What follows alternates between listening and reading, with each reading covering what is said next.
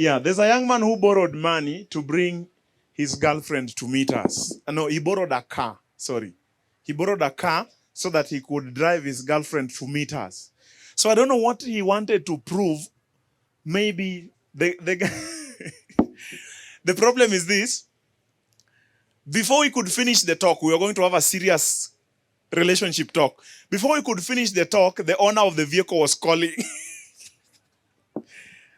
You know, friends, the problem of materialism is it's not true. Everything is fake. The wealth status that people display out here is fake. And this matter of fakeism, the face is fake. The hair is fake. The nails are fake. Everything is artificial. Artificial beards, artificial hips. Even intelligence today is artificial. Get the point. Take a step forward. They are constantly stressed out. This is not just a statistics. It is the air we breathe. It can be felt in anxieties. I can see it on your faces when you leave school. You've hunted a degree. You've pushed through exams. But when you finish, there is no job guarantee. Everyone cheats in the exam room and everyone, bribes their way into an employment space. And somebody wonders, is there something that can be done in this difficult economic time? You feel the pressure of the band, maybe to compromise your faith, to pay a bribe, to do something so that you can get ahead economically. There is this disillusionment in matters finance also is seen in the spiritual disillusionment. Now, I should also mention that we constantly want to try and pull a heavy financial burden, and when it's put on the youth, it's a problem. What if I told you that God has a plan, that you don't waste your youth in a cycle of anxiety and compromise and lack and stagnation, where there is always more month at the end of the money? God's plan, you've read it in 3 John, is that you prosper in all things. And we like to rush that text into health. Let's pose it in all things, and one of the things should be wealth. Now, you see, today, if I told you that God has given a success equation, an equation that does not focus in chasing the wagon of income, but it is on building a track of asset. You see, an asset, and here is where you start writing, is the combination of 3 things: mindset, tool set, and skill set. Say that with me. An asset equals, number 1, mindset. Number 2, tools. Which one was number 2? Tool set, and then skill set. What if young people were taught the broad principles of finances in such a way that a day like this, somebody wrote, I don't want to tell you his name, but he wrote something. It is Daniel Presley. He says, income follows assets. Like a shadow follows you. If you are tall, you have a long shadow. If you have more assets, you have more income. And so the question is, how do we build these 3 assets of income? How do we build a mindset of money? What are the tools you need for making money, and what are the skills you need for making money? That is the reason I have risen here. Is that something you want to hear? If you don't want, I will allow you. You can make better productive time. You can pick somebody, you go and talk to each other there, cut for each other. It might be productive. But if you want to listen to this, I ask you, please listen and listen well. I like saying that when you see and you hear, you understand 70%. How many percent? No, 60. Let me reduce it. When you see and hear, you understand 60%. But when you see and hear and say, you understand 70%. How about that? Okay, so when I ask a question, I want you to respond from back there. How many do you understand when you see, hear, and say? How many percent do you understand? You understand 70. That's a good number, but somebody wonders, how can I understand 80? When you see, hear, say, and write. How many do you understand?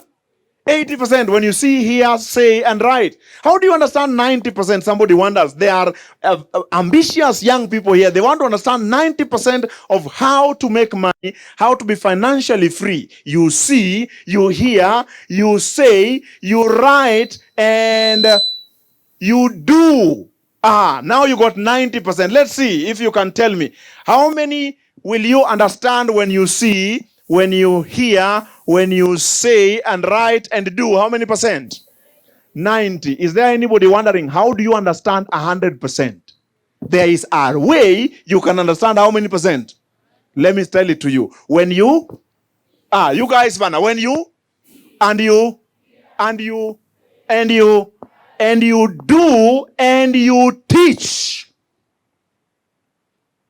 The best student is the one that listens to teach.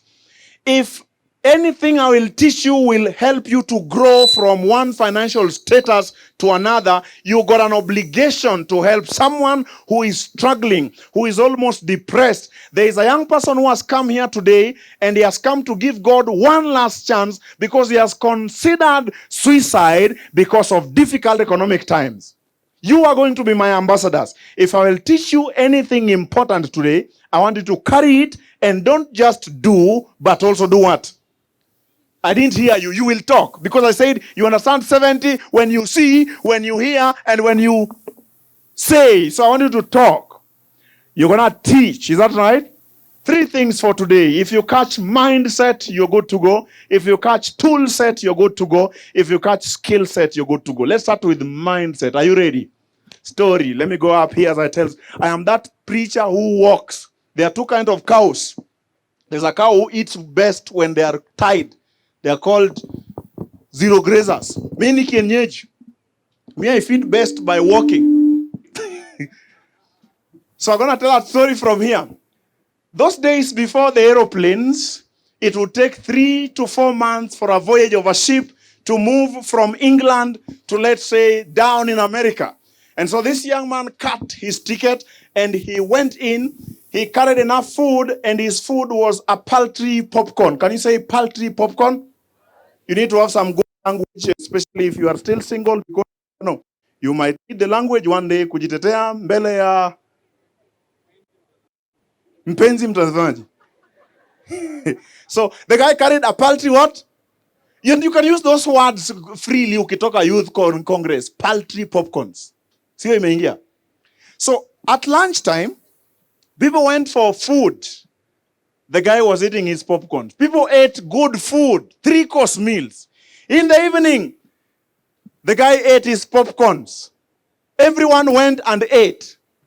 And we were asking him, why don't you eat? He said, I don't have the money. At break time, he swallowed his popcorns. For 3 months, the guy was eating paltry angoa. The last day before the ship, the captain came and asked him, sir, we have noticed you've not been coming to eat with everybody else. Do you have special diet problems? He says, sir, you don't understand. I didn't have enough money like the rest of the people to buy the food at the cafeteria.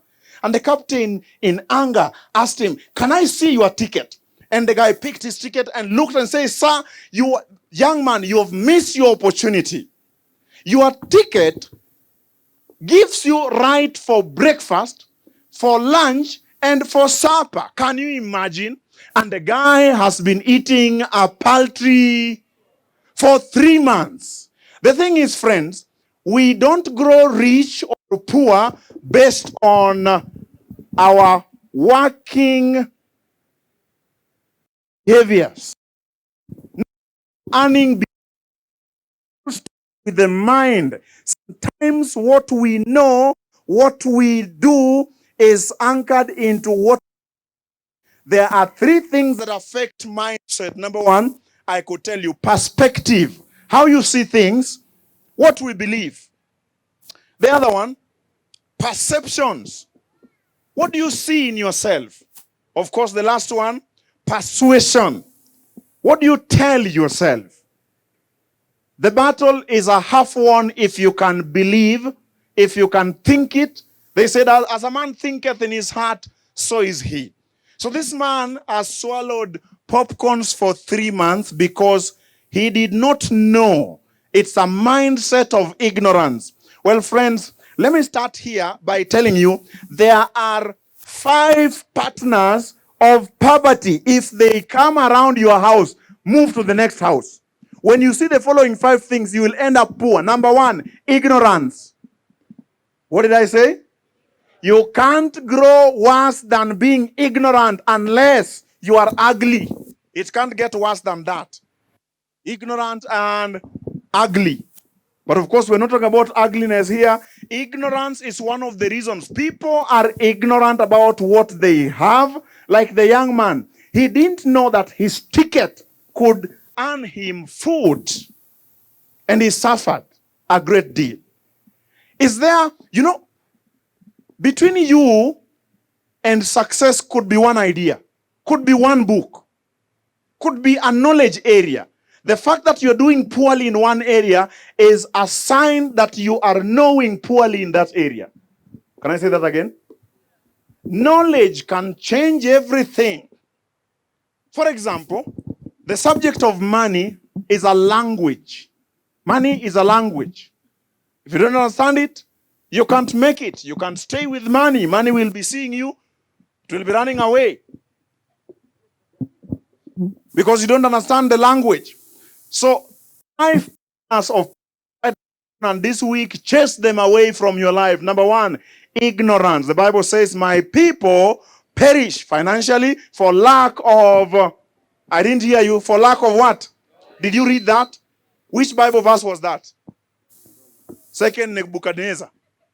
Of course, no, that is not Nebuchadnezzar. This church, people stop reading the Bible. One day I quoted the book of Goliath, and people were looking for the book of 2nd Goliath. My friend, which book is that? My people, Hosea 4:6, my people. Who is my people? Seventh-day Adventist youth are perishing for lack of what? Financial knowledge. And now you are broke and you can't blame us. But let me tell you, friends, the text doesn't end there. It says, because you have rejected knowledge. Problem is not knowledge. Today you go into the internet, there is a plethora of information and knowledge that you can use in learning how to build yourself. We simply just don't care enough. I tell you, friends, the second partner to poverty, write this down, laziness. What did I say? Kenyans were reported on the newspaper to be working the shortest in the whole globe, 35 hours per week. People are lazy in this country. Nangojea dili ivane. Watu wanalala hii country, and then you want to have money. I have come to tell you, without work, you will be poor. Here's a good text, back to relationship. First Thessalonians 4:11, it says, and if anyone, okay, first of all, it says, we commanded you to work with your hands. Whoever does not work shall not eat. You know that story? And then verse 11 says, we told you these things so that you can walk properly in the sight of those who are not Christians. And the text ends by saying, so that you may lack nothing. But the text that I want, next to it, it says, if you are not able to provide for your family, you are denied the faith and you are worse than an unbeliever. Anybody has read that text before? We tell young people to avoid unbelievers. Here is a principle of unbelievers. Anybody who is not able to provide is an unbeliever. Did you hear what I said? Huh? Worse than, yeah. So come on, when a church elder, you remove them from the church book. Laziness. People don't want to work. Partners of poverty. Number 3. What was number 1? Ignorance. Number 2. Number 3, unfaithfulness. You arrive late at work, you cut deals, you know, unfaithfulness will surely lead you to poverty. Number 4, pride. When you're proud, you can't learn. You believe you are the one who knows everything and can do everything. But in the Almighty's wisdom, knowledge was not locked to one person. And so you should always be open to learning. Number 5, partner of poverty, number 5, mindset. I've come back to that again. There are mindset that if you see in somebody you are dating, if you see this mindset in someone who is your friend, run away. Number one, the mindset called victim stroke entitlement mentality. They always blame. Why are you broke? The government, company policy, weather. Why are you single? Attack from neighboring country. That's called victim mentality. Why are you not successful? The system is rigged. Have you heard those words of we have been rigged? Nonsense. That's a bad mindset. And the mindset is also on the other side is entitlement. You feel people owe you. A young girl, you feel we should be paying you by just talking to you. Again, nonsense. This mindset will keep you poor. Listen to me. It is a toxic mindset that paralyzes. In fact, you behave like a parasite. A mini parasite. This mindset of victim and entitlement. This mindset is always feeling victimized, marginalized. We are youth, we are women. You've seen that nonsense? And that is the mindset that brings the second mindset called consumer mindset. What is the first mindset you must avoid? Victim stroke what? Entitlement mindset. When you don't have money, don't say, hakuna pesa. Pesa imeenda wapi, pastor? Pesa has always been there, isn't it? It is you who doesn't have the money. So ask the right question. Don't even start by, ask yourself, why don't I have money? That's the right question. You take responsibility. Are you following? Let me just deal with this. Because I am black. You've broken up with me because I am kissy. Where is that coming from? You feel someone always owes you something. Giving excuses, shifting blames. I come from a poor family, poor background. We edited last week. If you are 20 and you are poor, now you are the background. We have edited the age. You know why I edited the age? According to the Bible, a man is fully grown at 20. You would be sampled for war. And if you are 20, listen to me, and you are poor, it is up to you. It's a mindset issue. You don't like the preacher, is the one you got. Don't have another one for now. Mindset steals personal responsibility. But friends, listen. Personal responsibility is the engine for success. In the book of Genesis, the Bible talks of Joseph. It says, if anything was done in the prison, Joseph was the doer of it. That should be the book of Genesis 41:20. There's a good old Negro spiritual that says, not my mother, not my father, but it's me, O Lord. Where do you stand when it is in relationship with your poverty? Is it your mistake? Or you're blaming your father? I wish some of you went to my village. I would have all the reasons to blame. Let me tell you, me, I'm an orphan. Orphans are making it. Me, I'm a woman. Women are making it. Listen to me. You can't blame anyone. It's a mindset. Are you following? You don't like the lesson. It's the one I have. I'm not changing the lesson. Mindset. One mindset that will kill you is that mindset of victim. The second one. Okay, let me give it to you in the Bible. There was a man in Bethsaida. Sorry? Okay, Genesis 39:21. Okay, we'll correct you. There was a man in Bethsaida. You know the guy. You like to preach about that guy as he has suffered. You like the miracle. I have a problem with that guy. For 39 years. 39 umekaa tu hapo. Alafu akiulizwa, his answer, I have no man. I have no man. Allah. When the water is shaken. Look at how Jesus responds to that guy. Let me read for you what Jesus said. Jesus told him, rise up and walk. Wacha ujinga.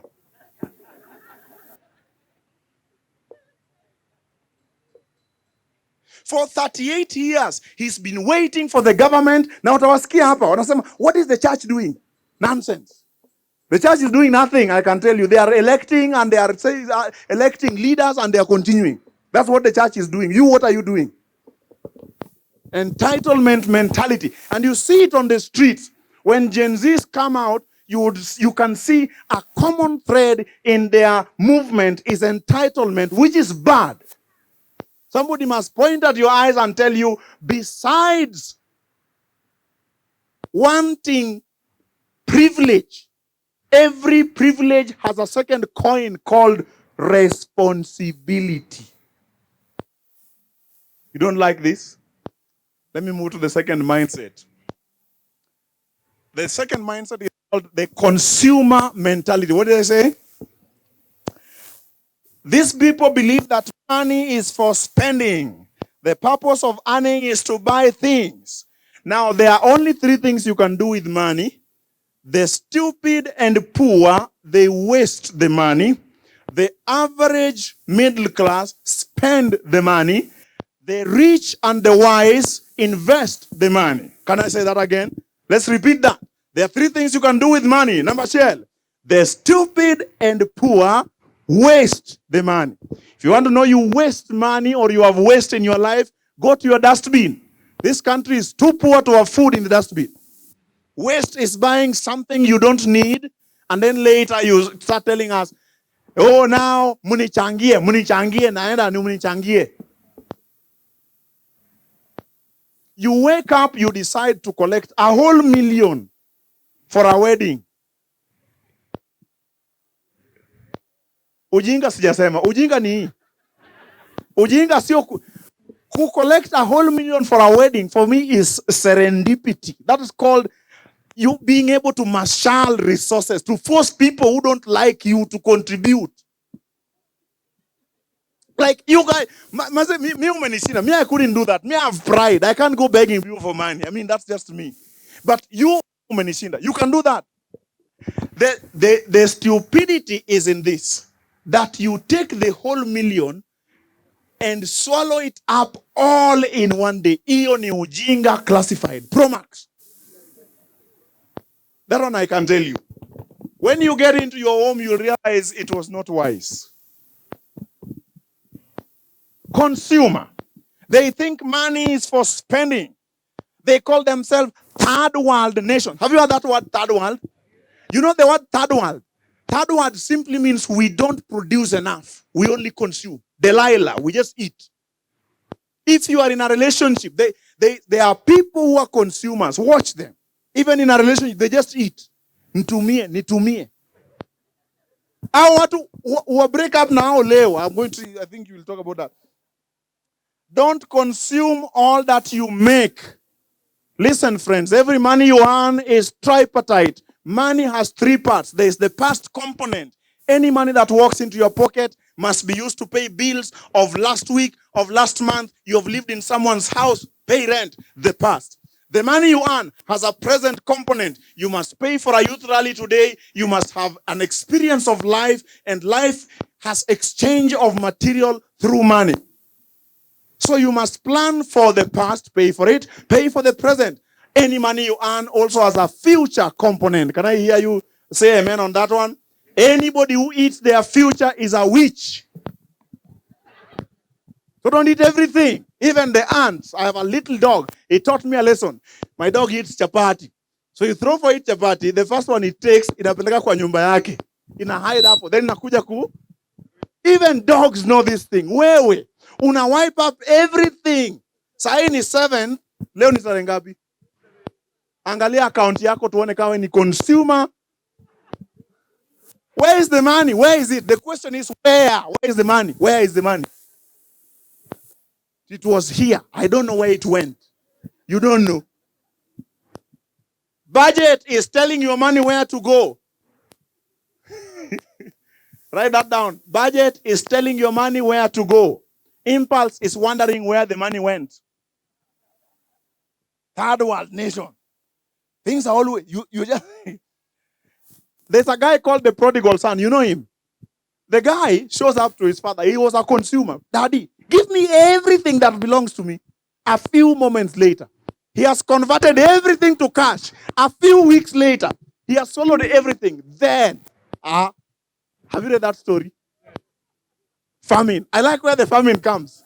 Ukisha swallow kila kitu ndio famine inakusubiringi tu inapima bado kuna 30 bob. Ukimaliza hivi. This guy was unwise. Consumer.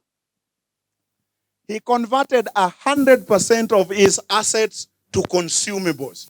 Some of you, let me tell you, your wardrobe, if I converted that to money, it could buy a plot.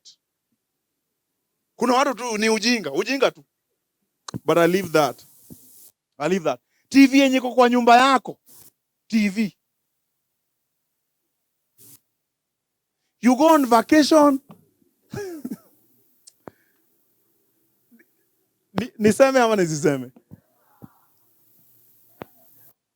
Unaenda vacation na una earn 30,000. Are you serious? Nguo ni nini?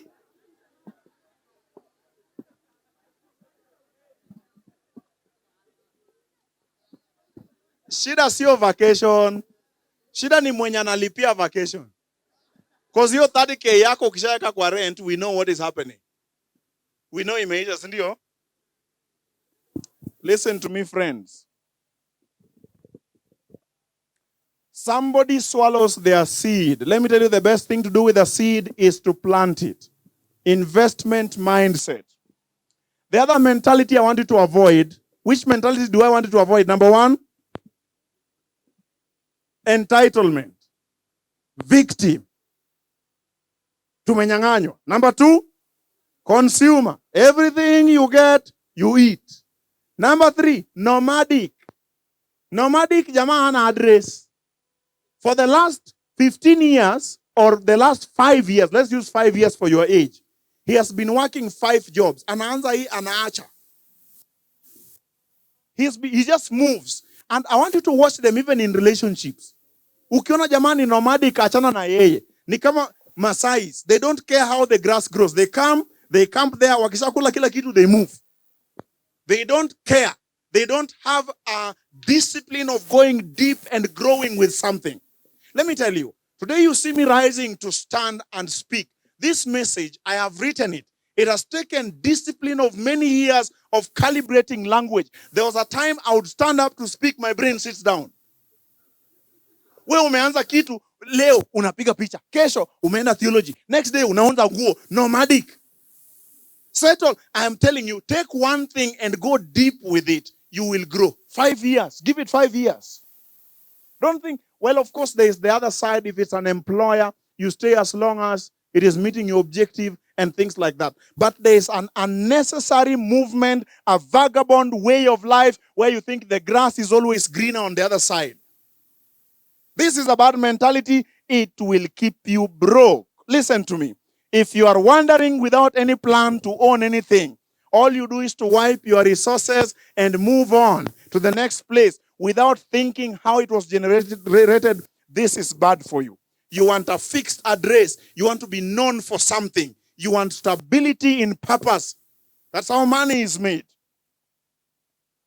Biblical example, Lot. I know you preach Lot, but let me tell you, one day they had a lot of money. They went to the mountain. Abraham told him, you look, ukiona ile place iko green, wenda huko. Ukienda huko, mimi ndaenda huko. You know the story? Lot chose, where did he choose? Don't say Sodom. He chose the plains before Sodom was destroyed. There was a nice place. The problem is this guy, when he went there, he didn't cultivate. Kumbe jamaa alikuwa na hide behind Abraham. He didn't have his own success plan. He swallowed everything, akaona imeisha. Akasema, wacha tuende tujaribu huku Sodom. That's how he found himself inside Sodom. Nomadic. And it was bad for him. I want you to avoid. Ukiona mtu nomadic, how do you tell someone is nomadic? But can I hear you on that one? And I notice you guys have very good questions online. I want to answer some of them here and some are behind. I have many more here. So can you write some more for us? Because I'm about to finish this session. I want to leave you with how to build mindset. But the mindset you must avoid is nomadic. How do you deal with nomadic mindset? Choose one path and commit to it. Even in relationships, don't go looking. And I mean, just pick one and settle. All these people are the same. They are all idiots.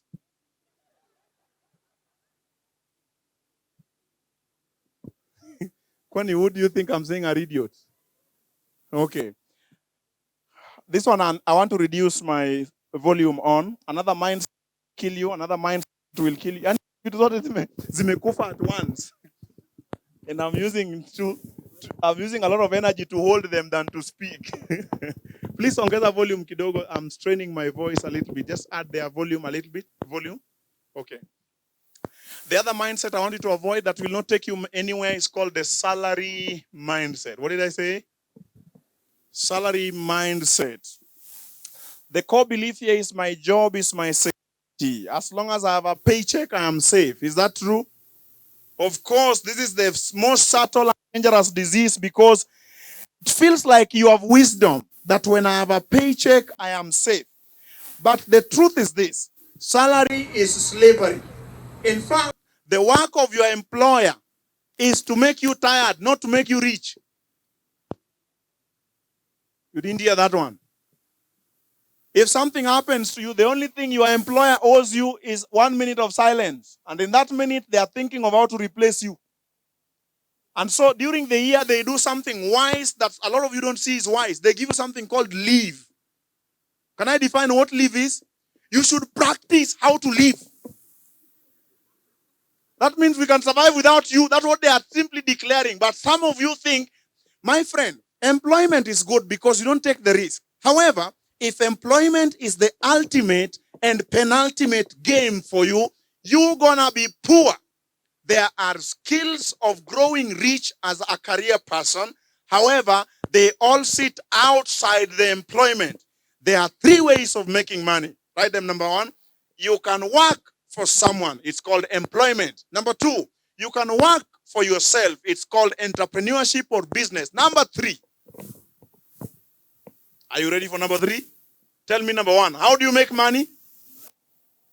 Oh, kumbe you are following. Okay, before I come back to how you make money, can I tell you how not to make money? Anybody wants to hear how not to make money? Number 1, you can't be wealthy by inheritance. 1, 2, check my check 1, 2. Doing inheriting stuff, Joe. What if it doesn't die?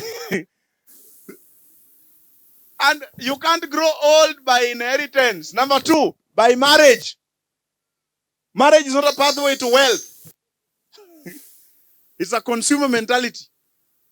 Number 3, you can't grow wealthy by fraud in bracket. Fraud is included in bracket. Can I give you fraud? Gambling. Only fraud. Fraud, they pick 100 idiots. They take money from them. They reward 2 idiots. The rest of you cry. The only people who benefit from betting are the betting companies. So you only fraud. So those are the 3 ways of not getting rich. Question: how do you get rich? Make money by, number 1, work for someone. And it's good to start by working for someone. I'll be humble to move to that microphone because this one has really strained 1, 2. Lakini sasa mimi mtaniweka hapa eti mmenilock hapa hivi. Hebu nijaribu. Ongeza volume bana. Wacha tunibaki na hizi because my time is short. 1, 2. 1, 2. Hey. Yes, Kristo, I know sipo. Okay. There are 3 ways of making money. Please remind me. Number 1, you work for who? Someone else. Why should you work for someone else? You sharpen your skills, you learn a few skills, you network. And so one of the best things when you're working for someone, don't work to earn, but work to learn. Write that down. What did I say? You guys are good. Work to learn, not just to work to earn. The second way of making money is entrepreneurship. You start a business. In starting a business, I'm looking for where I was. Where were we? Where were we? Work for yourself. You got it. Working for yourself. It's called entrepreneurship. The problem of us, we think entrepreneurship is I got a product. I got a product, ni promote, so umeanza kugrind njugu. Product. My friend, entrepreneurship is a whole discipline on its own.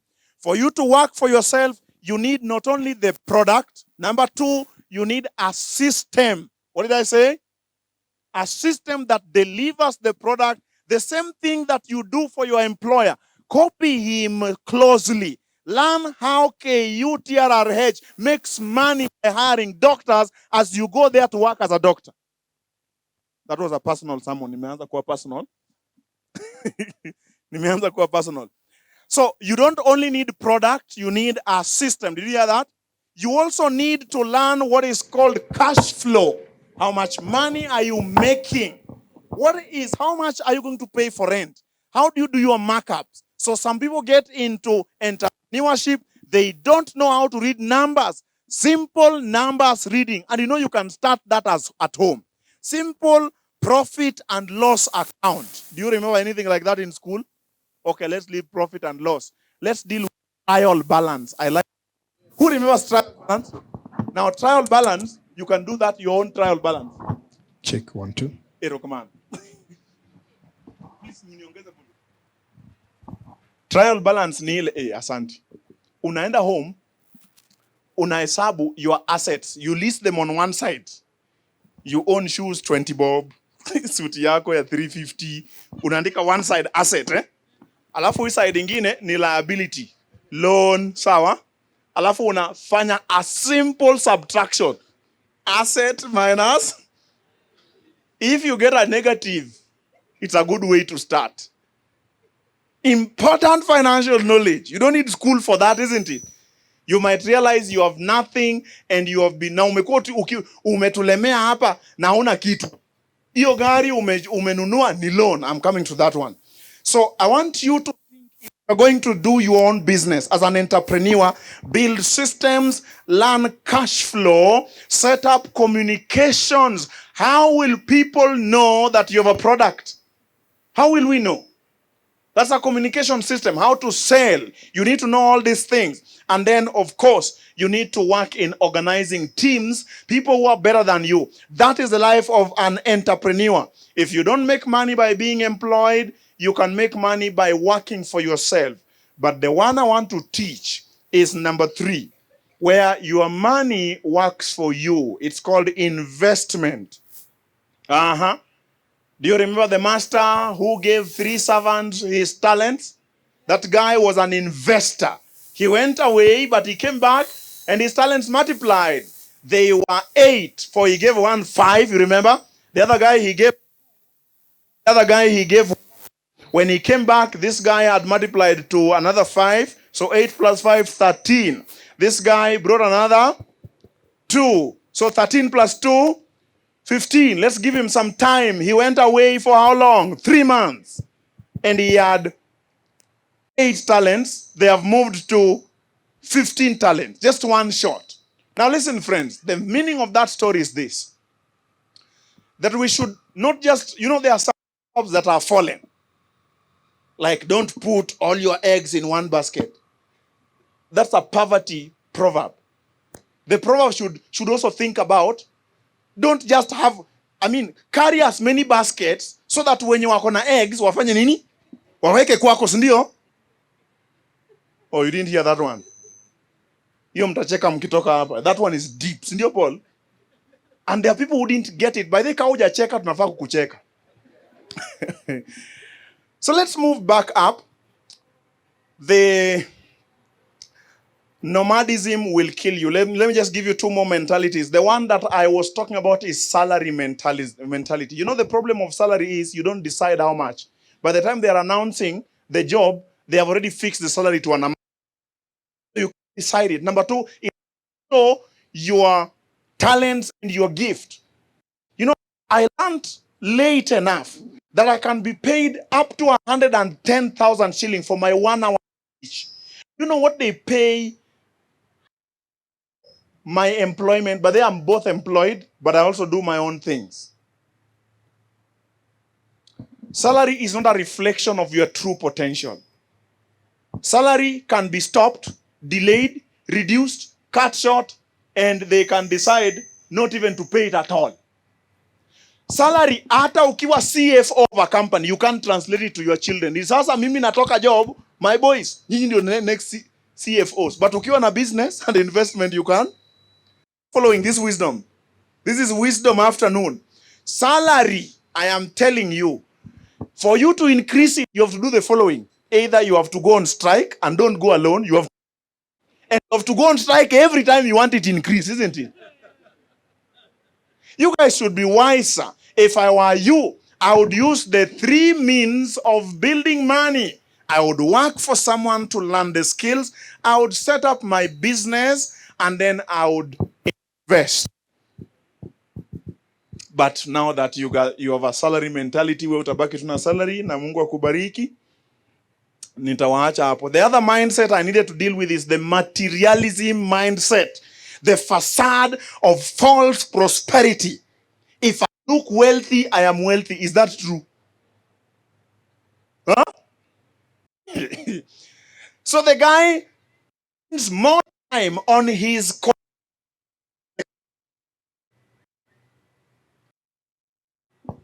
You didn't get that one. Like me, I have a problem if I spend an hour on the mirror. I wish you knew what you can do with 1 hour if you are cleaning your brain. If you are learning something serious. 1 hour. Yani kijana amemea ndevu and it takes 20 minutes and tengeneza ndevu. Na umwambie ebu toa 1000 hana. Hata unafaa kurudi home. Uone kama ndevu itakusaidia kwa village.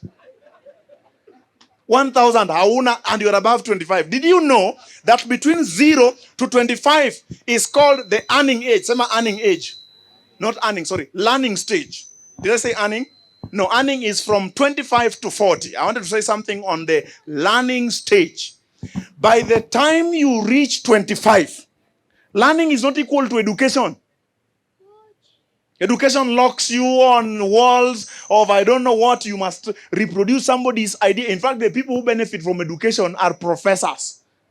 Because their ideas are repeated at their cost and their pockets don't have money. Unless they are investors. Unless they are businessmen. I know what I'm talking about. There's a day I sneaked into a professor's payslip and I was angry on his behalf. Because their ideas are repeated. And they benefit at different levels because they feel they are great, they have contributed, even if they are not implemented. However, listen to me. Learning, don't let your education come in between you and learning. The difference between education and learning is this. By 25, you should have a skill you can trade and you should be paid for. Can I say that again? By age 25, you should have a skill you can trade, an ability to solve a problem, and you should be paid for it. If you have not learned a skill, you are gonna remain poor and you must learn fast. Good learning will lead to good earning. Between age 25 to age 40 is your earning age. Do everything to compound your earning every year. Ask yourself, how can I add 10,000 shillings on my earning this month in my economy? I think it is evil to wait for a whole month to be paid once. And you're always paying bills every day. In my thought, I think that is very evil. I think as you pay, you should earn, isn't it? Why are you only thinking pay as you earn and you don't think of earn as you pay? This audience is muko down ban. I'm get wisdom, sindio? Let me tell you. You should ask yourself, don't wait for the employer. Mwaka imeisha. Jamaa na kutokezea mudomo yake iko hivi. Eti cost of living adjustment. Na umekuongeza 3K. Kwa salary 3K after a whole year. Let me tell you, that thing is evil. You should not accept it. You must, I'm not saying you go, just saying, organize your life in such a way that the money that comes to you represents your true potential. Hiyo shetani hataki msikie. And as I will not strain my good voice. It is pretty and precious. It still needs to be heard. A Christian should earn as much as he can. He should save as much as he can. He should give as much as he can. Did I hear that? Did I say that right? So don't be satisfied with paltry popcorns. The question is, how do you make money? But before that, let me finish with this materialism because it's killing us slowly. It is you compete to impress until you are depressed. What you own, you don't know. You keep borrowing, you just want to show a flashy life. I still remember a young man borrowed money. Pray for this thing, eh? Yeah, there's a young man who borrowed money to bring his girlfriend to meet us. No, he borrowed a car. Sorry. He borrowed a car so that he could drive his girlfriend to meet us. So I don't know what he wanted to prove. Maybe the the problem is this. Before we could finish the talk, we were going to have a serious relationship talk. Before we could finish the talk, the owner of the vehicle was calling. Friends, the problem of materialism is it's not true. Everything is fake. The wealth status that people display out here is fake. And this matter of fakeism, the face is fake. The hair is fake. The nails are fake. Everything is artificial. Artificial beards, artificial hips. Even intelligence today is artificial.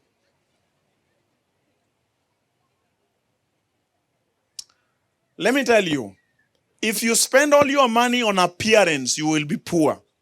But I leave you to think about those 5 mindsets. Let me rush and tell you about where money is found. There are 5 places where money is found. Write this quickly. I think this is where I will stop today, so that when you see them, please look keenly. Whenever you see these 5 places, look keenly. Chances are you will find some money in there. Are you ready? Money is found in, number 1, money hides in problems. Money is a reward for solving problems. The level of problem you solve determines the level of money you have. Solve small problems and small money. Did you know that the doctor earns from your health problems? Did you know that the restaurant earns from your hunger problems or appetite problems? Even the... Hello. I'm the one teaching, man. I am saying the landlord... This one is beating people shock, man. The landlord earns from your homelessness. And there are only 3... there are only 3 people... If it works, just bring it. There are only 3 people that are called lords in this world. The Lord of heaven, and landlord, and the Lord in the court. You know that? And those people can actually mess up your life. Check 1, 2. 1, 2. There's a book coming up that we are writing called Riches in Relationships. It will be released next week, the other week. On our anniversary. Riches in Relationship. Ongeza volume kidogo. Okay. I'll just try and be patient with this because it's possible. This is important. If you solve global problems, you'll get global money. If you solve Githurai problems, you only get Githurai money. So this is the mindset that I came to bring to you. I want you to live here knowing you are a solution provider, not a complainer. So if you don't solve problems, you will not be given anybody's money. I want you to think through, what frustrations do people go through? How can I help them? Now, I sat the other day and I thought through problems of young people. And I put together a course. Some of you joined it.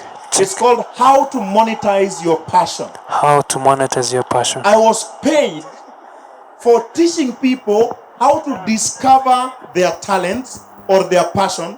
I was paid for teaching people how to develop their talent and how to deploy it for service and for impact, income, and influence. I am telling you, if you go home and you're always complaining, Hii kitu haina au hawana serikali. You will not find solutions. Nobody will pay you for talking about problems. People will pay you for finding solutions about problems. Things that frustrate people are opportunities for making money. Number two, money is found in people. Money is found in problems. Number two, money is found where? So if I were you, unaona yule mtu wa Facebook ama wa social media, I want problems. You know that guy? I don't want. I want problems. If you can look enough, unaona kama hii stuff ya, you can see we're already having a problem here. Somebody can think through it and solve for us this problem in the next rally. So this time you just call Maria and say, Nili notice PA iliwasumbua. I am giving you a PA, Hello. but I'm also doing for you a poster. Hello. Is that right? Give me all the mics. Lazibeba zote. Hello. Can you set it work? Where's the? Give me the cable. Where's the cable from? Hey, it's almost beating me up, man. Are we safe? Wacha nibaki na hii. Injili lazima iendelee. Do you know, if you guys, some of you, if I were you, I would have asked, how many people are coming here? Kuna mtu angekuja na food packaged. Because there was hunger problem here over lunch. Alafu mnakuja mnasema, oh share, so you pray about it. That is poverty mindset. Somebody could have set up a professional caterer, 200 bob. Unakuja una set up, mapema wamepika hapo. You do think you'd have been chased away? Problems. I want you to think with that lens. Number two, I want you to know money hides in people. By the way, everybody here has money.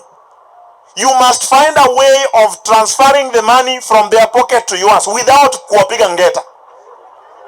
And that leads me to number three. Where money is hidden? Products. You must have something with which to exchange for their money. Do you know how many people are here? If 100 of you buy the product I put online at 100 bob, I got my flight to Mombasa today. I don't have to struggle at you. That is 10K, isn't it? You just need to learn to create a product. If you don't have a service to offer, people will always stay with their money and you'll always stay with your poverty. Did you hear what I said? So let me ask, is there anybody, I'm going to give someone here a chance. Is there anybody here who has a product?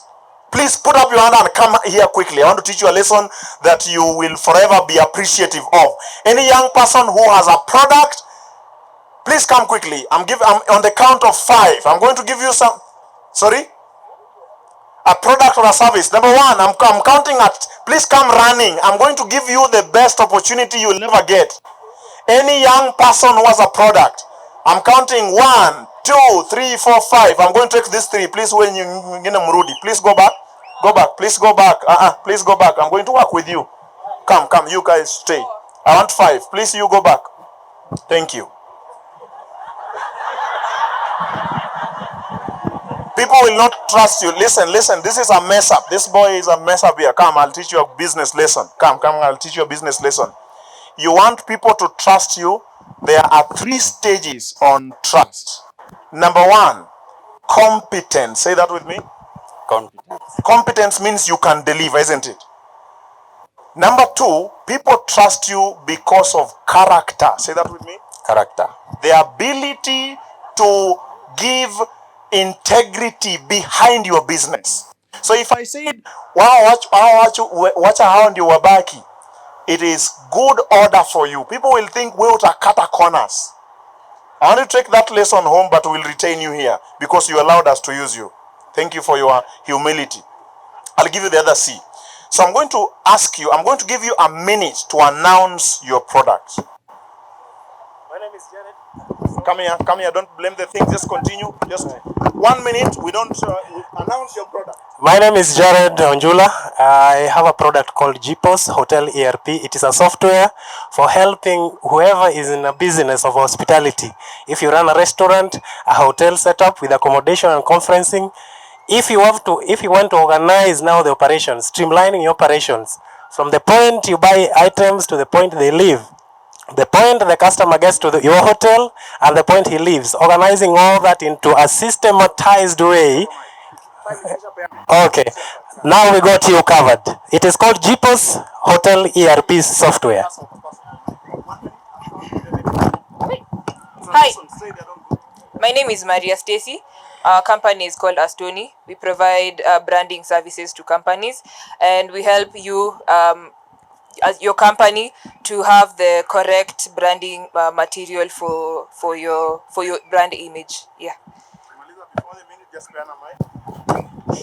But I'm counting the minute. Stop where the minute ends. My name is Caleb. I have a company called Hotelsat. I do design, I do web development, and IT consultancy. Okay. Once again, my name is Caleb too, but Caleb Bongoro. I'm a real estate professional I'm a real estate agent by profession. So my products are majorly houses, luxury homes for rent and for sale across Nairobi. And also, second product is a chemical called super plasticizer or high range water reducer. It's a chemical used majorly in residential, housing for concrete production, ready mix. That's counting a minute for you. Your minute is going. Okay, my name is Bifon. I'm a film producer. I have a company called The Mindsets Production. We have produced a movie called He Imeenda, and it's found in usani.mindsets.ke, called He Imeenda, and it's only going for 99 shillings. You'll get it there.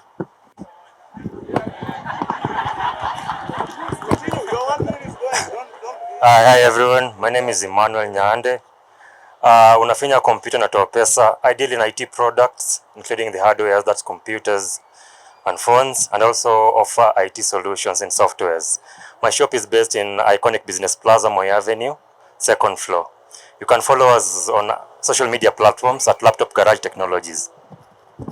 Well, let's give them a clap. Two of these guys have graduated. Unfortunately for me, the one that I almost sent away is the best of them. They have lost important opportunity. Lesson for you today. People don't buy products. People buy solutions. So you came telling us your name is, we don't care. My product is, we don't care. Ask them, do you have this problem? I can help you this way without going through the common hurdles. Call to action. You can find us at. Given 1 minute, always tell them what to do. This guy scored the highest. Short, sweet, He Imeenda. Anybody can remember He Imeenda? I'm going to give you the minute again. This guy also did well because in the 1 minute, let me tell you, branding is for people to be part of your story. So you want to invite them to do something.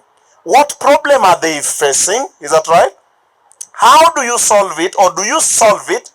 And when you solve it, I'm going to give you a template. I want us to try again. I'm going to give you the minute again. This is called a business minute. I help any person stuck with their finances to start a side hustle. Possibly they can earn up to 100K per month without the need of capital or leaving their jobs. If you want to be part of that program, send the message monetize your passion to 0705. Can I see you sending 693939?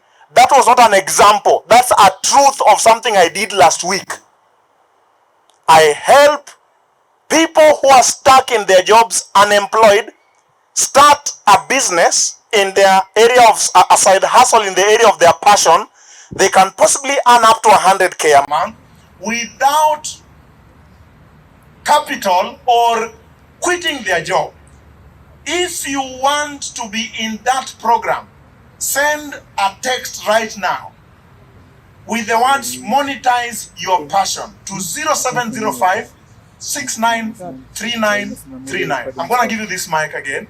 Let's see if you'll do well in marketing. You know, I don't think it's wise that we gathered all these people and someone only benefits and your products don't benefit. So let's do that again, starting from this side. Now you have 30 seconds. Now we don't need your name, isn't it? Nobody cares about the people, the process, and the presentation. Tell us the problem you solve, how you solve it, can I relate with it, and where do I get it? Continue.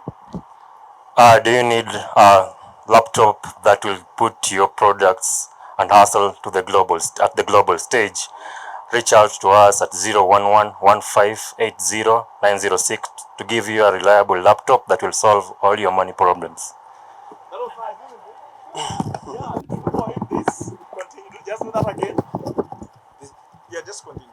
Okay. So, sahi uchumi ni mbaya, alafu mmeboeka, alafu wengine wanalia shida. Ukitaka kufurahia, kubambika, unaweza enda watch the film Hii Imeenda. It's a very interesting film, a comedy one. So you can get it from usanii.mindsets.ke/Hii Imeenda, or ukitaka link naweza kutumia kwa WhatsApp, unaweza text 071-575-2377. Thank you.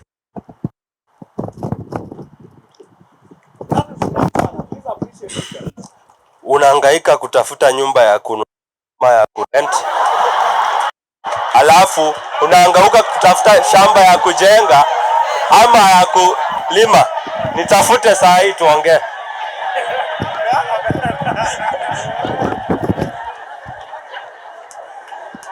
These guys are good. I want you guys to join my business school. Yeah, I'm going to give you a free ticket on that course. Continue. Sorry. Just continue. Okay. You have a business, and the people who only buy from you are the ones around you, and you want the margin to grow. We are here to make you grow by expanding your reach. We build your business, we grow your business through web design and redesigning.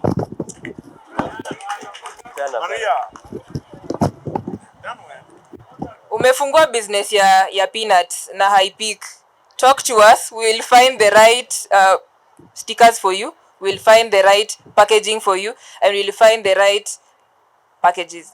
Sorry. Yeah, you're right. Yeah, packages, right? Yeah, and packages for you so that you can sell your peanuts and reach more people. Excellent. Last one, I still have one more. These guys are good. Let's appreciate them, Bana. After you do all that and you have your business ready, usisumbuke na mambo za paperwork.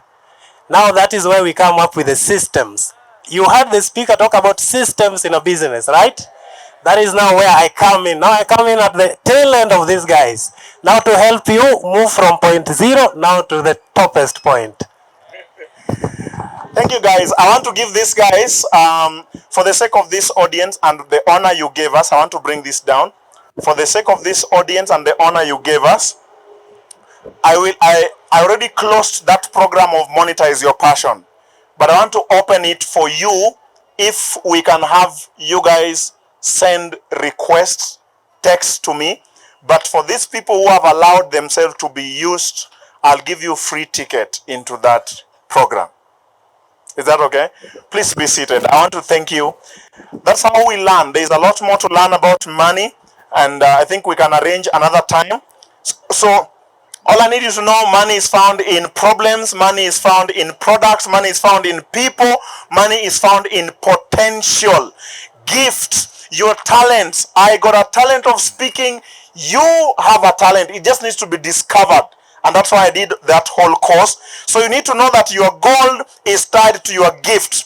Your profit is tied to your potential. The earlier you start to know how to be paid for what you love doing, the earlier you can make money.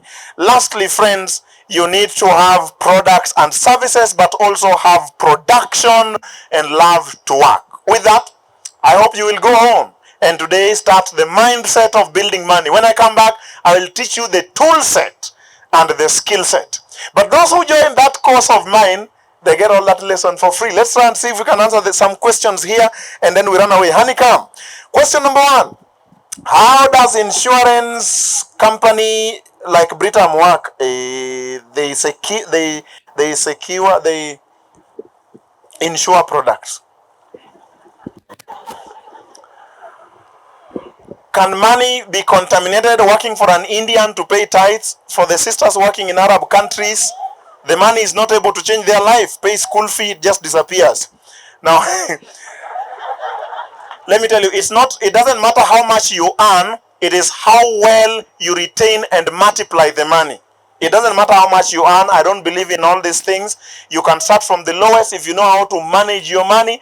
There's a tool, I think I sent this to Miriam. There's a tool I'm giving out for free called the Intentional Spending Tracker.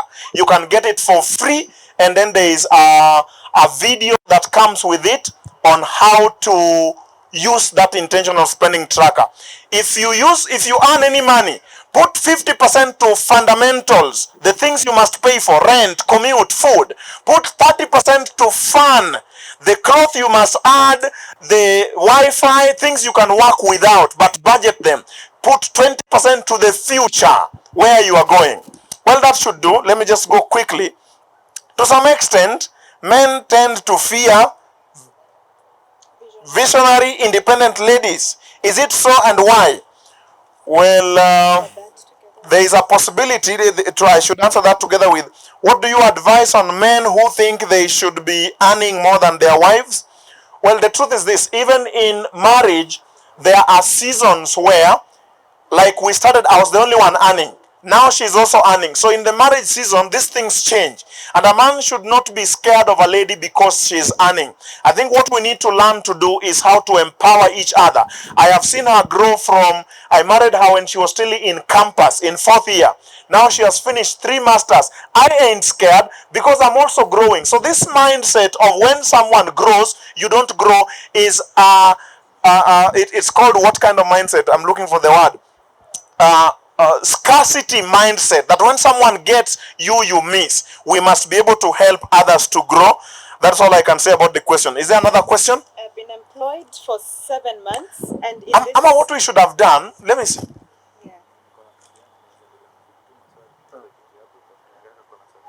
Yeah, we have the rest of the speakers also have their questions. If they can just come up front so that this last part is spent this way in answering the questions. Pastor, please join us. We can just sit. I'm told sitting will be better. We've answered that. So if we were to discuss other salary, I think this one we have discussed. So let's sit and also give Pastor Nyangoka an opportunity and a mic. Can I sit here because this one is not moving long enough? Yeah, sorry. Yeah, we're ready to go. You can, yeah. Yeah. All right, someone is asking, what is it wise to discuss each other's salary? What if the wife earns more than the husband? I will answer the part on discussion. Nakedness also applies to our finances. I was telling somebody asked, what happens if your husband took you out on a date and he didn't pay the bills? I'm like, I'll just swipe his card because I have details to his card. So in a marriage, it is important to discuss the salaries. And even when you're dating, please ask the source of where the money is coming from for you to be taken out. Don't just eat and you don't know how much this guy earns, where he's getting the money from. Did he just gamble the previous night? Let's have Pastor Nyangoka doing one question. Thank you, Swali. As a youth, is it bad to go watch football games on a Sabbath? Yes, it is wrong. Make the Sabbath remain sanctified. Unapoenda kuwatch mpira, do you glorify God? No. Kwa hivyo usiende kuwatch mpira on a Sabbath, remain in the church. Pastor, let me stretch your answer. Watching football is a waste of time. Another question. Is it appropriate to start Bible study using your own Facebook account? Yes. And give personal view? No. Biblical view. That's nice. There's another question here. I've been employed for 7 months, and in this 7 months, I have a project to start with my salary. Am I on the right track? I want to aim higher, please. I think I like this attitude. This is the intended change that we need, that your money is not just being swallowed, but you start projects with it. You may need guidance. I could refer you to a book that you can use in helping you making that transition when you're starting the project. So please look for me just before I leave. Unfortunately, I'll sit in this panel for about 20 minutes and we'll have to leave because I'll be catching a flight. So this is a person I would want to help mentor so that you start your project nicely. Everybody should be able to do this. Translate your salary into a project, into an investment. Thank you. Most of us are unemployed. Can we get ways of improving finances? Most of us are employed. Can we get ways of unemployed, ways of improving? First of all, if you are unemployed, you are making a suggestion that the only way of earning money is employment. We have agreed there are three ways, isn't it? One, you work for someone. Number two, you start your own venture. Number three, when you earn some money, you put it to investment. So yes, there is a path even for those who are unemployed to solve problems, to give products and services to people, to learn how to turn their talents into income. And so if you didn't send a text, then you've just missed an opportunity. Did you know that the word poor, P-O-O-R, spells passing over opportunities repeatedly? I thought you should know. Here is an opportunity for you to dig deep into your assets, into your talents, and start a business. I don't think there should be anybody who should say, I am unemployed, so I can't earn. Not only is employment employment is not the only way of earning. Let's get another question from Pastor. Asante. Mwingine anauliza swali, mbona kanisa isungumzi kwa mambo ambayo yanazidi kuendelea Kenya? Tumeanza this. The church has a hierarchy and a protocol now to address issues. We cannot address issues vile unavyotaka. No. The church kuna vile watazungumza na wataandika. Na ni watu wawili peke yake. Even our president cannot speak about those issues. Moja anaongea, the second Samuel na first Samuel. Unajua Samuel Misiani, Samuel Makori. First Samuel and the second Samuel. Thank you. Should you give priority to build your own house or start a business, or continue supporting your siblings and supporting parents right after marriage? What's the priority and what's the boundary? Yeah, that question is a good one because it talks about priority, and I'll talk about the things you've listed here. The priority number one, if you are young, you want to establish yourself in stable income stream. So you should be earning, you should be working to earn. If you're below 25, you should put some more effort in learning, because the best investment you can do is to invest in yourself. But there are things you've mentioned here, building your own house. Now, the concept of building is an important one because it will reduce for you the rental cost of every day. However, the capital required in building is so high that you need specific knowledge and procedure of coming to the point where you build. As I speak to you, I came from my own house and home where I built. So one of the things that young people don't know is that you can build without taking a loan, because that loan can sink you deeper. If you must take a mortgage, ensure that that mortgage is not too long. Over 25 years is long enough. If it's a mortgage, let it not take over 25% of your salary. However, if you ask me, all the assets that you use to make life comfortable should be built by your business. So the right order is this: earn money, build business, let the business buy for you, build for you an asset. On parents, I want you to give an answer on that one. Should I support my parents? I think it is important to support your parents, but support people, parents, siblings, without transferring the problem to yourself. So for example, you find a story of the Good Samaritan in the Bible. The Good Samaritan helps this wounded person, but first of all, he calculates the cost. He asks, how much is it going to cost? Then he does not pick that man and bring the man to his house, because that would be transferring the problem to his house, isn't it? Then he still helps anyway, without bringing that man to himself, without saying, okay, now I'll take care of you for the rest of your life. Yeah, so you meet the specific need without transferring the problem or making the need bigger. Does Pastor have another question? Thank you. The last question. Is it good to monetize evangelism? Asante. Nauliza swali mzuri. Kama anataka kufanya evangelism kwa TikTok, YouTube, au Facebook, is it right to monetize? Yes. Endelea kufanya hivyo, hata mimi hiyo ndio ni advertise my business. Yes, go ahead. Hata mimi hiyo ndio pesa kazi nafanya. By the way, ninapoenda live moja kwa TikTok, ile pesa kidogo naweza withdraw 7,000. One live. Ile ambayo naenda na ni gifts watu wanatuma. Nikiweka videos per month, I earn 13,000 from YouTube channel. My YouTube channel. Ndio maana kila siku naweka video. Facebook leo asubuhi ndio nimemonetize. So as you do evangelism, monetize your social media. Unaleta watu kwa Kristo na unapata supu. Excellent. On friends, you could stay with us because you could help us with some of the questions. Sometimes we become rich and they are poor. The others don't become rich. Can we maintain the friendship without envy? Okay, so you have become rich and your friends are not rich. And you want to keep friendship.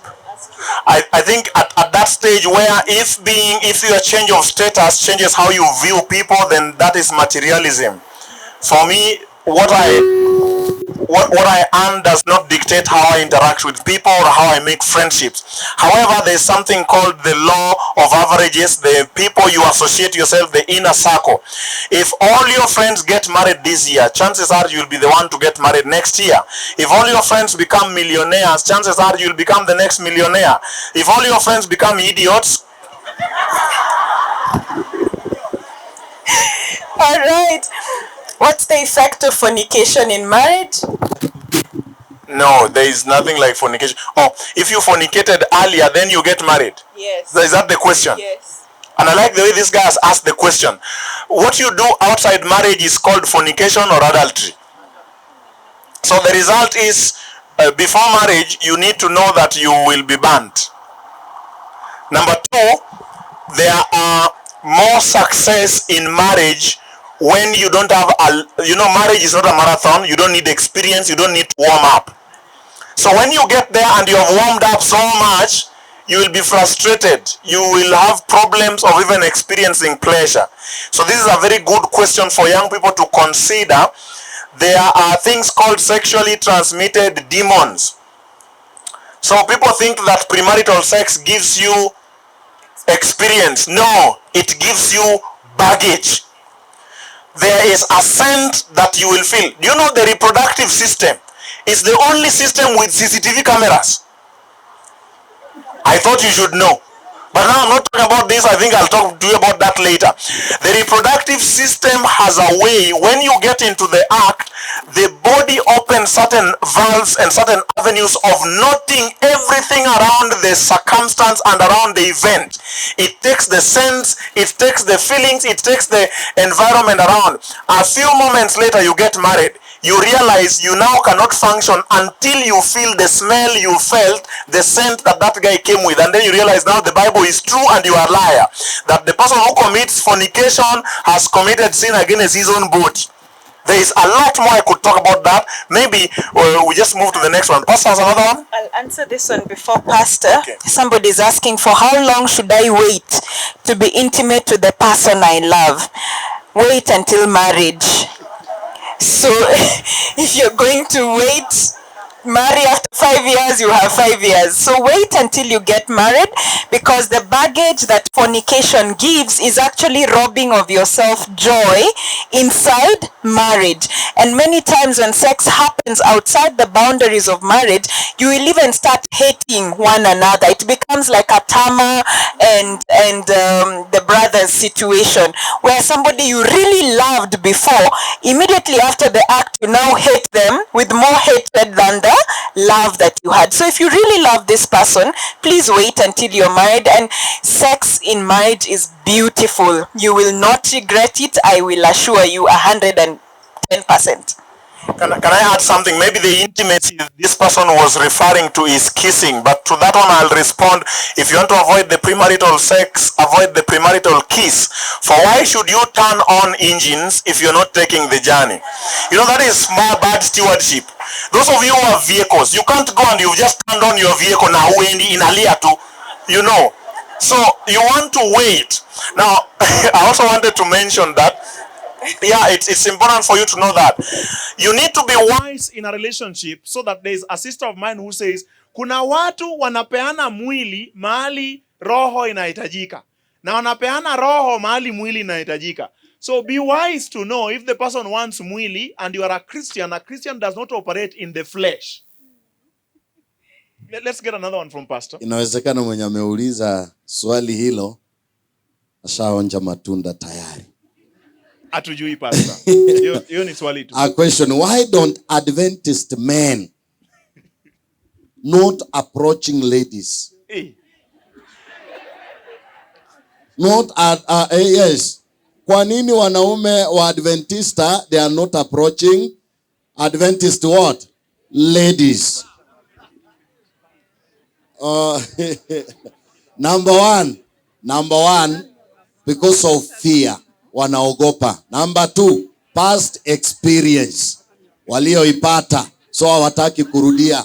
Wanasema wa Adventista ladies wote they are not romantic. Who told you to test all?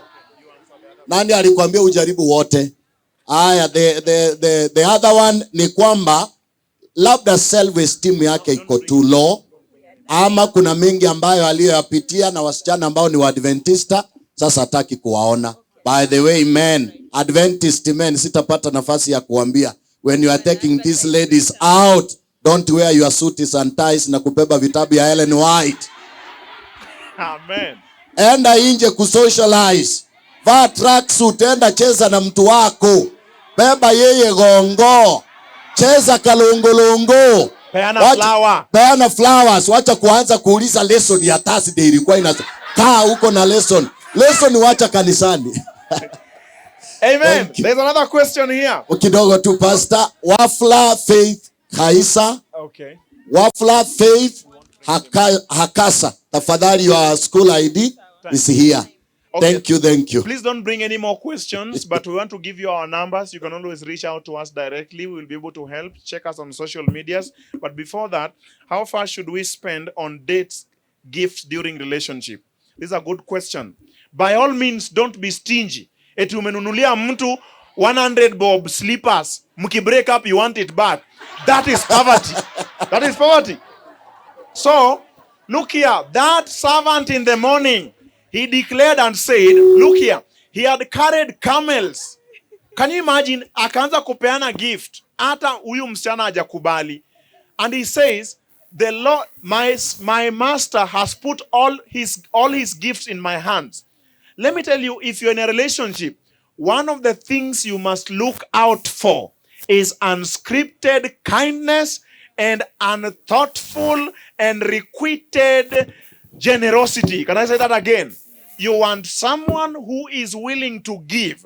Having said that, if you go out for a date, each of you has a responsibility over that date. Yeah. However, if you have met close to each other and you are close, you can disclose to your partner, leo mi niko broke, niko na 200, twende kibandaski. So it's not a rule that somebody must pay or the other one does not pay. Mwalimu usiseme somebody. It's not a rule, men. Yes. But let there be gifts. Let me tell you, love cannot survive unless it is expressed. Learn the language of love in the other person. My wife loves flowers. I used to struggle to buy flowers. Today I buy a lot more. I have even planted at home. By all means, give out gifts. I got another question. I think I'll deal with all my questions, then we go like this up to the end. Instead, you wanted to say something on that gift, Pastor? Hapo mahali umezungumzia about gift. Nasema hivi, treat me as a king, I treat you as a queen. Some are not like that. Men, don't spend money on somebody who is not spending on you. You spend na yeye ana spend. Mkienda outing, analipa Uber, unalipa lunch. Pastor, kuna mtu anakukemea hapo. Kuna mtu anakukemea huko. Mtu ananikemea nishindwe. Siwezi shindwa. Hatushindwi. Treat me as a king, I treat you as a queen. Thank you. Pastor, what you've said is important. Let me tell you, men, listen to me. Wanaume, One of the ways of knowing that a lady loves you, it is a law of womanhood to nurture. If a woman only takes from you, run away. Rudia mwalimu. Thank me later. A woman who loves you will surprise you in her level of earning. Hata kama nakununulia slippers. Question number 2. You say something on this one. I think on that question for the ladies, I would want to say it is safe that you are not taken out to places that you cannot afford to pay by yourself. So when you're being taken out, just inquire where you're going and ask yourself, am I able to afford this? Don't order everything you're seeing on the menu, including things that you don't understand. Then if the conversation changes and you're asked to pay for the bill, you suddenly start looking perturbed. So always carry money that in case things have gone wrong and you're in disagreement with the man, you can pay for your bill and pay his too and live there with your dignity. Amen. Amen. Usiende out bila pesa mfukoni. Questions za mwisho. They are the two last one. Instead of knowing each other's salary, how about they just split the bills accordingly to each person's capability? Or are there specific bills for husbands and others small bills for wife? Is it wise to go equal on the bills? What do you think? Okay, I want to answer this because this is a marriage question. Again, there is the wisdom of knowing where to dispense what information. However, when you get married, when you combine your incomes, you combine your expenses, you combine your goals. That is the principle that our family works on. You will set up your family according to the principles you know and run in the way you like. The last question is not really a question. There was a question on Britam. I think it's important for you to know. Or there is somebody from ICEA. You can take his number or her number and reach out so that insurance policies are important. You insure things that are important. 0726 121 462. Lastly, from me, before we get our final words from each of us, I'd like you to know that if you begin with a mindset of investment to multiply your opportunity, to multiply the little you earn, you can make a change in your life in your time. Let me say this while standing. If you start saving 2,000 shillings from age 20 to 40 every month in an account I will mention to you when I finish, by age 40, you will have 1.5 million shillings, just at 10% interest. Albert Einstein said, compound interest is the eighth wonder of the world. Those who know it, earn it. Those who don't know it, those who don't understand it, they pay it. Between 20 to 40, you can earn 1.5 million. It might not look so much, but if you have a wedding, it might sort you out. But wait, if you leave the amount in your account, not adding any more money, at age 65, you will have 18 million shillings just by compounding interest at 10%. If you continue with 2K onwards to 65 years old, you will have 22,000. You can do that math for yourself. But if you change your saving from 2K to 10K at age 40, and you keep the money like that all the way to age 65, you will have 35 million in your account. Question: what could you do with 35 million at age 65? You could go to Runda, buy a plot. That is how people make decisions from today. They keep on it. Now, I have lately found that people of our age, young people, don't know how to use saving instruments. I found a good circle that can help you do what I've just said.